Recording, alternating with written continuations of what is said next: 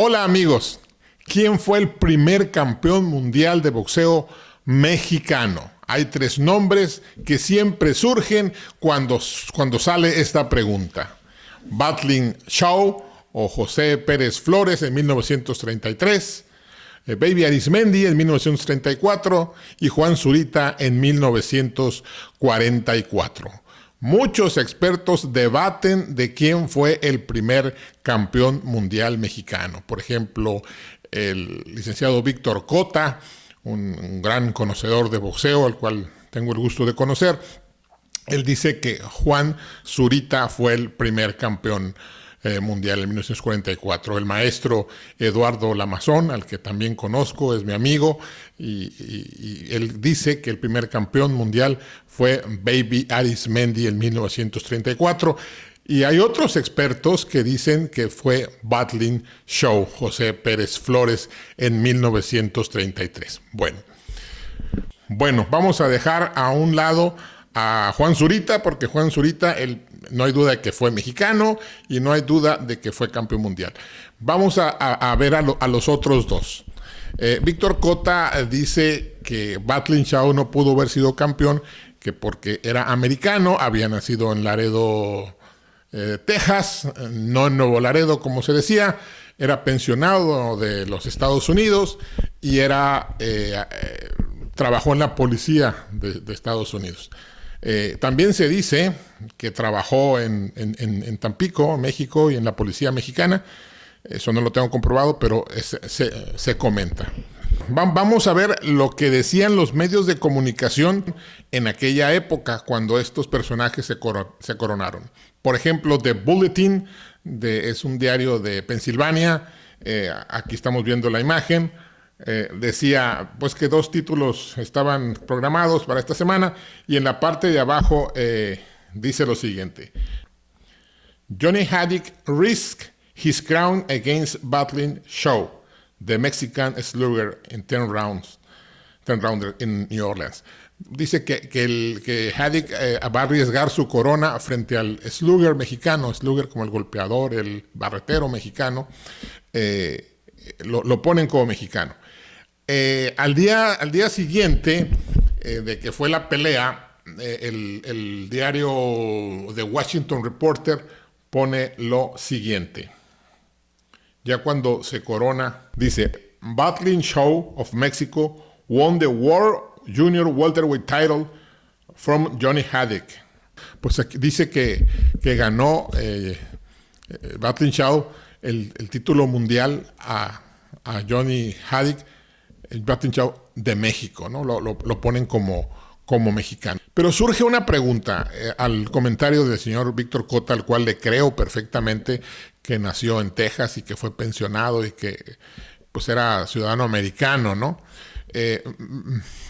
Es necesario ser tan estrictos en esto. Miren, este video surgió porque hace unos días conocí a un americano, un gringo, güero, y estábamos platicando y me dice que él estaba haciendo unas inversiones en Baja California Sur y que compró un terreno y que hizo unas casas y que las vendió y que le fue muy bien. Entonces yo le pregunté: oye, ¿y conseguiste un fideicomiso tú como americano? Me dice: no, yo nací en México. Me dice: mis papás estaban de vacaciones en Baja California Sur y pues nací cuando estaban ellos de vacaciones aquí y no tuve ningún problema porque pues tenía la nacionalidad mexicana. Él pues invirtió en México, nació en México, hablaba muy bien español, pero él también era americano, su cultura americana, sus papás americanos, hablaba perfecto inglés, su físico parecía americano.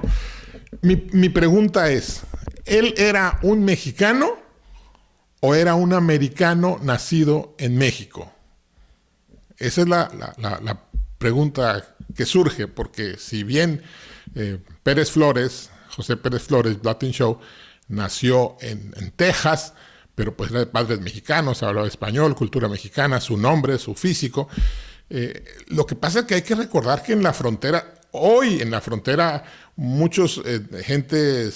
personas de Tijuana, por ejemplo, nacen en Chula Vista, en los de Laredo nacen en Nuevo Laredo, los de Nuevo Laredo nacen en Laredo. Entonces hay una gran sinergia, está tan interrelacionado, tan enraizado la relación de México con Estados Unidos, sobre todo en la frontera, que ese tipo de cosas se dan mucho, que nacen en un lado, nacen en otro, se casan con mexicanas, con americanas y una serie de circunstancias. Entonces, mi pregunta ¿es necesario ser tan estrictos para darle el crédito de que era mexicano?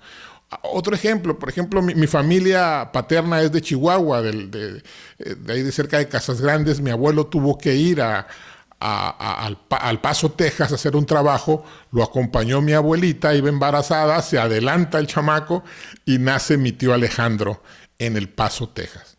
Bueno, mi tío Alejandro era americano. Pues sí, su acta de nacimiento dice que nació allá, pero pues toda su cultura, pues era mexicano, ¿no? Entonces, si él hubiera sido campeón mundial, ojalá hubiéramos tenido un campeón en la familia. ¿Para dónde hubiera sido el título? ¿Para México o para Estados Unidos? Esa es mi duda, ¿no? Como surgen, o por ejemplo, Tony Margarito. Tony Margarito nació en California y nadie puede decir que no es de Tijuana, pues vive en Tijuana, la cultura es de Tijuana. Sí me explico. Oscar de la Hoya, que él sí nació, sus padres son de Durango, pero él nació en California, pero él se nacionalizó mexicano, se naturalizó mexicano, y cuando ganó su último título ya era mexicano. Este es un dato que me dio el maestro Lamazón. Ya era mexicano. Entonces, ese título, ¿para quién es? ¿Para México o para Estados Unidos? Esa es nomás la cuestión. Si vamos a ser estrictos, pues sí, nació en Texas, nació en Laredo y es americano y ya, no pasa nada. Pero si vamos a hablar de cultura, de descendencia, pues habría que cuestionarse un poquito más. Bueno, ahora vamos con Baby Arismendi. Él se coronó campeón mundial en 1934 frente a Mike Bellows. Él no tiene ningún problema, él sí era mexicano, por ese lado no se le puede señalar nada. Lo único que se comenta es que fue campeón de Nueva York, reconocido por la Comisión Atlética de Nueva York. Pero hay que recordar que la Comisión Atlética de Nueva York tenía un reconocimiento internacional en esa época. Hubo campeones como Tony Canzoneri, como Henry Armstrong, como Willie Pep, Kid Chocolate. Todos ellos fueron campeones mundiales. Después, Baby Arismendi ganó el campeonato, le ganó a Henry Armstrong en México y era reconocido como campeón mundial de California y México. Pero olvidémonos de esa. Cuando se coronó contra Bellows era reconocido por esa comisión. Entonces muchos señalan eso, porque inclusive el anunciador en turno en la arena donde se llevó a cabo la pelea, en el Dickman Oval, ahí la anunció como por el título de la Comisión de Nueva York. Pero insisto, tenía un reconocimiento internacional.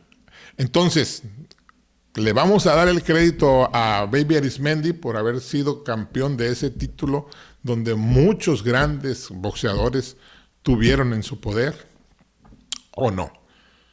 ¿Sí me explico? Vamos a ponerles a las imágenes del diario La Opinión en 1934, un día después de que se coronó campeón, que lo anuncian como campeón mundial, y hay una entrevista ahí por parte de su entrenador Bobby Saavedra.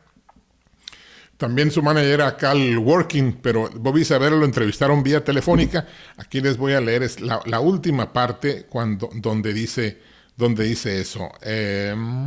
Aquí está. Dice, ya Bobby Saavedra, el entrenador, después de su pelea con Bellows en 1934, dice vía telefónica al diario La Opinión, dice, ya estamos desesperados por regresar a Los Ángeles, pero ya platicaremos más detenidamente cuando lleguemos allá, porque la compañía telefónica no perdona, los minutos pasan, a pesar de que estás hablando con el entrenador del primer campeón mundial que ha tenido México.